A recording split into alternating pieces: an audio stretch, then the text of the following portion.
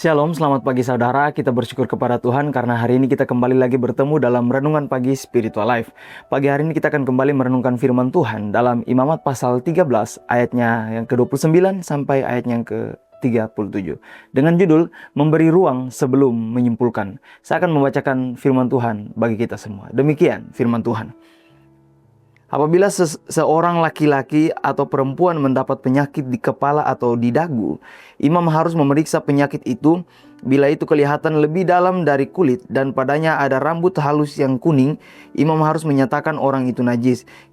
Itulah kudis penyakit kulit yang menajiskan di kepala atau dagu. Apabila menurut pemeriksaannya penyakit kudis itu tidak kelihatan lebih dalam dari kulit dan tidak ada padanya rambut hitam, imam harus mengurung orang yang kena penyakit kudis itu selama 7 hari. Pada hari ke-7 imam harus memeriksa penyakit itu. Bila ternyata kudis itu tidak meluas dan tidak ada rambut yang kuning padanya, juga kudis itu tidak kelihatan lebih dalam dari kulit, orang itu harus bercukur. Hanya saja tempat kudis itu tidak boleh dicukur. Imam harus mengurung orang yang kena kudis itu untuk kedua kalinya 7 hari lagi.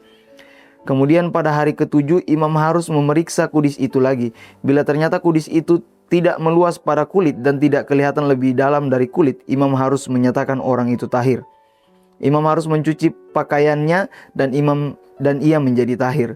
Tetapi jika kudis itu meluas pada kulit sesudah ia dinyatakan tahir, imam harus memeriksanya lagi.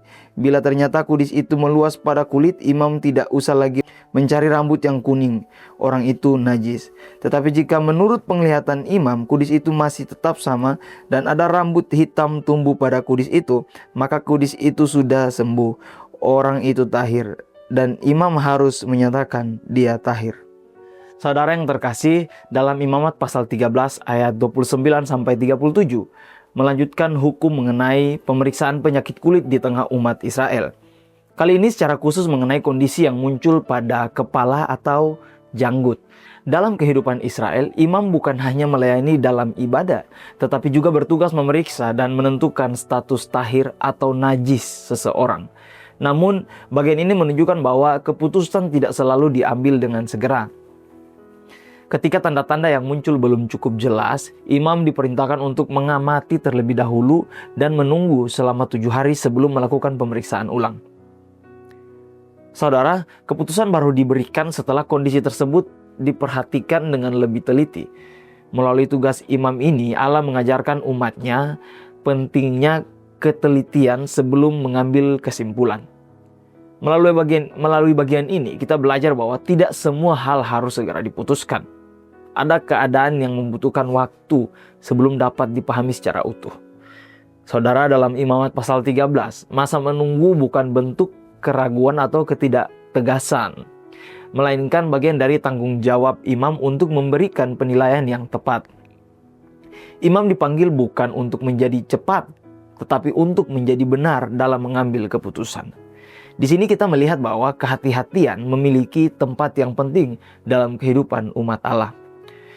Kehati-hatian bukan berarti menolak mengambil keputusan, melainkan kesediaan untuk tidak menyimpulkan lebih cepat daripada pemahaman yang kita miliki.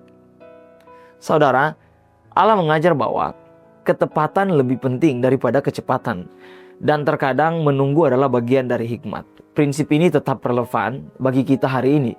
Kita hidup di tengah budaya yang hargai respons cepat dan seringkali menuntut kesimpulan instan.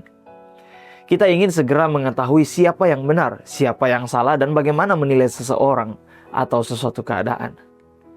Akibatnya, kita mudah mengambil keputusan sebelum benar-benar memahami kenyataan yang ada. Saudara, Imamat pasal 13 ayat 29 sampai ayat yang ke-37 mengingatkan bahwa kebijaksanaan seringkali terlihat dari kemampuan untuk memberi ruang sebelum menyimpulkan. Sebelum menilai, berbicara, atau mengambil keputusan, kita perlu belajar melihat lebih teliti, mendengar lebih lengkap, dan memberi kesempatan lagi bagi fakta untuk muncul dengan lebih jelas. Saudara, kehati-hatian seperti ini bukan kelemahan, tetapi bentuk kerendahan hati di hadapan Allah dan sesama. Saudara, mari sejenak kita merenungkan firman Tuhan yang baru saja kita dengar. Saudara, apakah kita memberi cukup ruang untuk memahami atau kita terlalu cepat mengambil kesimpulan? Mari belajarlah menunggu sebelum menyimpulkan, sebab hati yang sabar seringkali melihat lebih jelas.